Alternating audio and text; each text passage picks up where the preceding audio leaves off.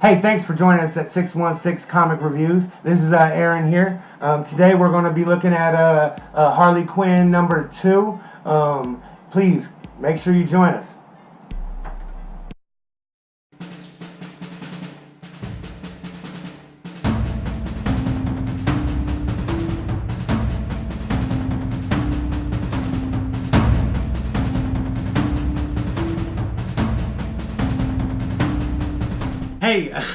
Hey, thanks for coming back. This is Aaron at 616 Comic Reviews. Today we're looking at Harley Quinn #2. First thing I have to say is, man, I love this cover.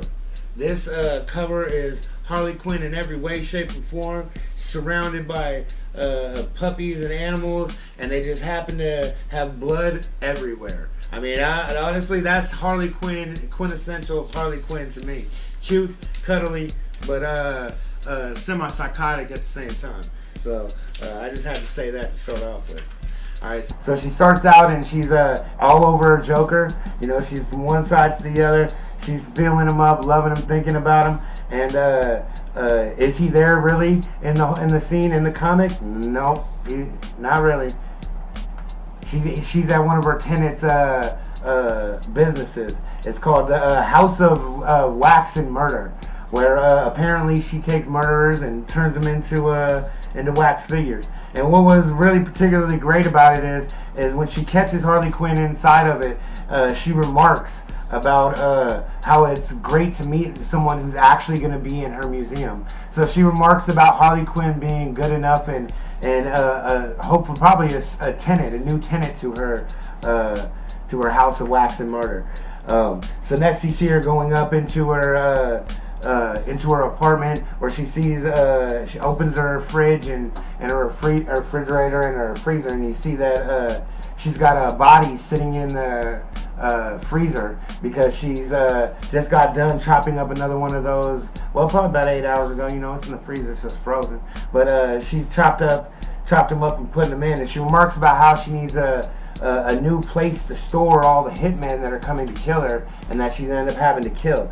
So she goes out and runs a couple errands, and she runs by a place to pick up a new refrigerator and freezer, and then next she goes past a kill shelter and finds out that there's going to be like 50 dogs or something that are going to be put to death, and she goes and tries to adopt them, and of course the person at the adoption agency won't adopt them to her, so she leaves kind of down. She goes back to her apartment, and she's just hanging out, talking to the beaver for a minute, when all of a sudden one of her dead bodies that I'm assuming was a newly killed assassin starts coming to life. She freaks out, but of course it's Ivy. It was just a joke. Ivy just scared the heck out of her, and I like that because it kind of shows, it builds on their relationship and gives you a little deeper understanding of who they are.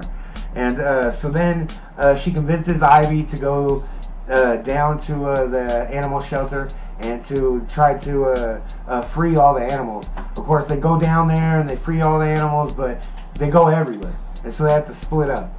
And while they're split up, Harley Quinn comes across another assassin in another car. That seems to be a way they really like to kill her, but you know what? It never works.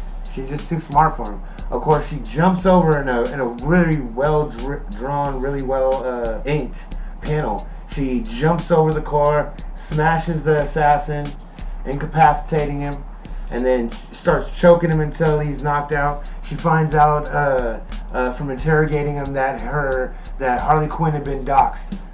Yep, Harley Quinn had been doxxed. All her information was put on the internet, and that internet had led this guy to her from England. So now she's got assassins coming from her from all over the world.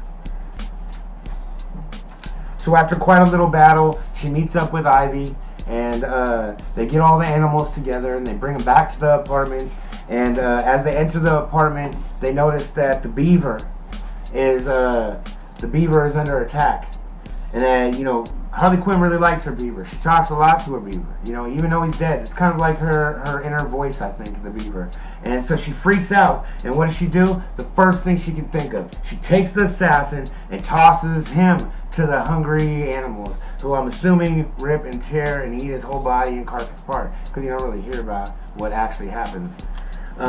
So then the next panel, they go to bed, and the next panel, of course, is one of the sexiest panels I think I've seen in any of these comics so far. You got Ivy, Harley Quinn sleeping very naturally next to each other in bed, cuddled up with a bunch of animals. You got Ivy, who wakes up early, gives Harley Quinn a little peck on the cheek. The art is extremely nice. I think it's, man, honestly, it's sexy. It's sexy art. So then she goes, so Harley Quinn wakes up, she goes down to the courtyard. Big Tony asks her for help with one of his friends who's like a mutant dog guy who wants to play with the dogs inside of his park. And as she's talking about what happened to Big Tony, you see that there's somebody watching her.